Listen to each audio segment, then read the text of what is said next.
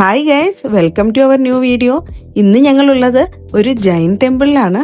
ഈ ടെമ്പിൾ ഉള്ളത് കന്യാകുമാരിയിലെ സൺസെറ്റ് പോയിന്റിനടുത്തായിട്ടാണ്. പൂർണ്ണമായും മാർബിളിൽ നിർമ്മിച്ചിട്ടുള്ള ഈ ക്ഷേത്രത്തിൽ കൊത്തുപണികൾ വളരെ മനോഹരമായി ചെയ്തു വെച്ചിട്ടുണ്ട്. ജൈനമതം പുരാതന ഭാരതത്തിൽ ഉടലെടുത്ത ഒരു മതമാണ്.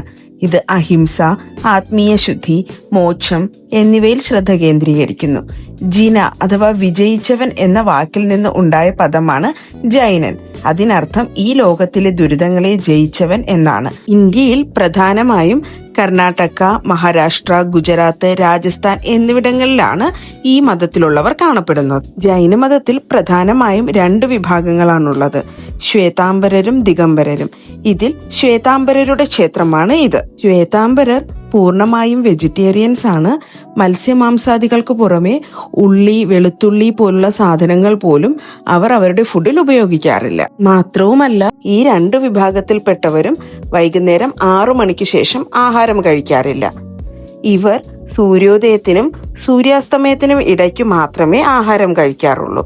അതിനുള്ള പ്രധാന കാരണം സൂര്യാസ്തമയത്തിനു ശേഷം തങ്ങൾ ആഹാരം കഴിച്ചാൽ ഏതെങ്കിലും തരത്തിലുള്ള കൃമികീടങ്ങൾ തങ്ങളുടെ ഭക്ഷണത്തിനൊപ്പം ഉള്ളിലേക്ക് പോയാൽ തങ്ങൾ നോൺ വെജ് കഴിച്ചതിന് തുല്യമാവും എന്നൊരു വിശ്വാസം ഇവർക്കുള്ളിൽ ഉള്ളതിനാലാണ്. ഇവരുടെ വിശ്വാസം അനുസരിച്ച് ദൈവം ഒന്നും സൃഷ്ടിക്കുന്നുമില്ല, നശിപ്പിക്കുന്നുമില്ല.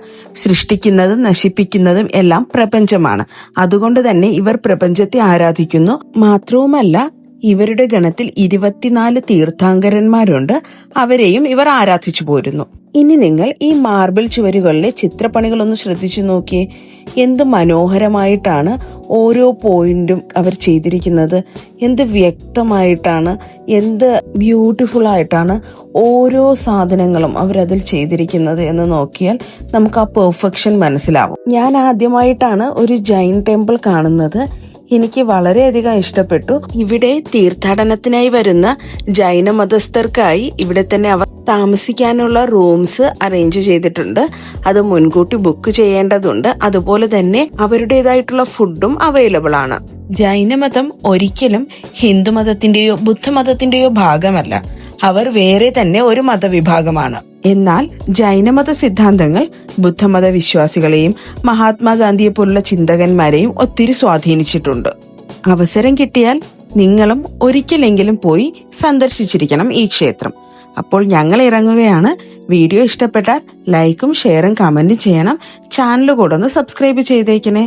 അപ്പോ thanks for watching. Bye bye.